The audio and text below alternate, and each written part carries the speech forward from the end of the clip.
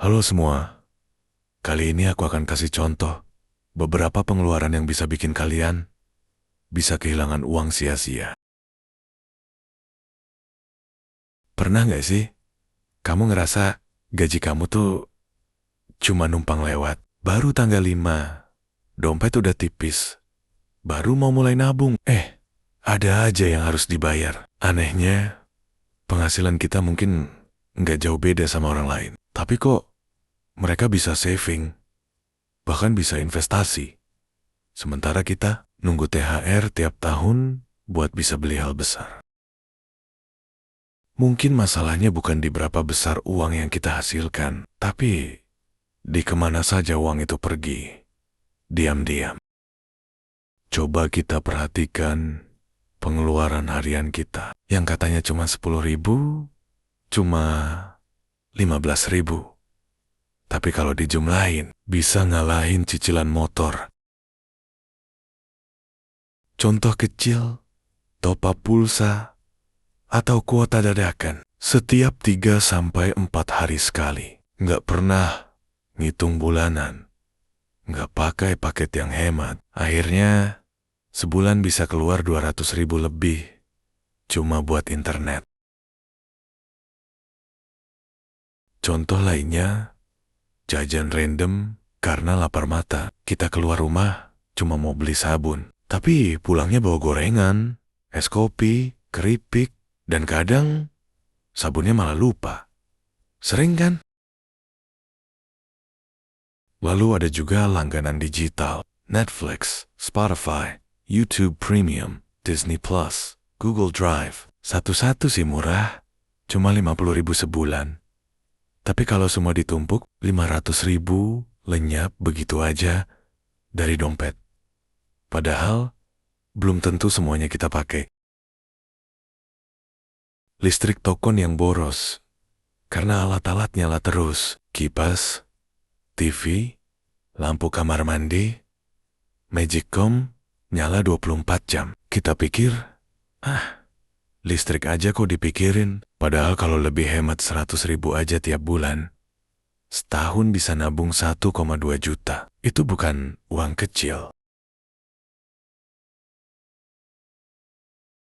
Apalagi belanja skincare atau body care cuma karena tren. Ada teman posting produk baru, langsung beli. Padahal belum habis yang lama. Akhirnya numpuk di kamar, nggak dipakai, kedaluarsa. Sayang kan? Nah, ini juga sepertinya remeh. Transportasi ojol yang sebenarnya bisa jalan kaki, jarak 800 meter aja pesan ojol, alasannya biar cepet. Padahal selain bikin boros, juga bikin mager dan badan makin gak sehat. Kasih kado atau traktiran yang over budget. Kita pengen kelihatan royal, padahal dompet gak siap. Beli barang 300.000 buat ulang tahun teman. Tapi pas anak sendiri ulang tahun, malah utang. Belanja online pakai check out buat nyoba-nyoba. Udah tahu nggak? Urgent. Tapi diskonnya bikin tergoda. Ujungnya, paket datang, kita buka. Terus kita bingung. Ini buat apa ya?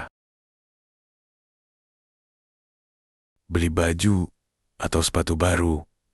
Padahal yang lama masih bagus. Karena lihat konten gaul atau teman posting OOTD, kita jadi merasa tertinggal. Kita lupa, pakaian bukan soal banyaknya, tapi kepake atau enggak.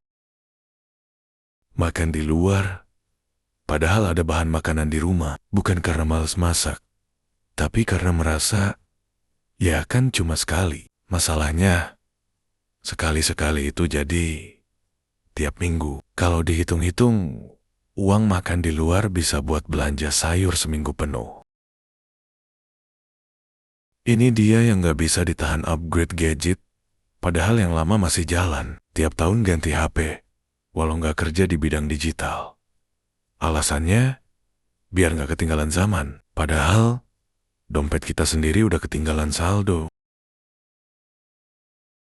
Intinya bukan soal gak boleh jajan, gak boleh seneng-seneng, tapi soal prioritas dan kesadaran finansial. Karena yang bikin kita gagal menabung seringkali bukan pengeluaran besar, tapi yang kecil-kecil yang kita anggap remeh, yang kita bilang, cuma segini doang.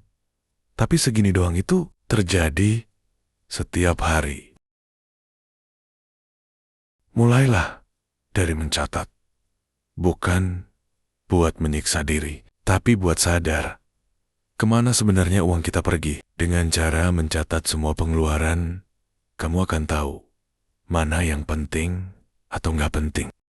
Semoga beberapa contoh di atas menjadi pertimbangan kamu untuk lebih bijak mengeluarkan uang. Oke deh, jadi gitu ya.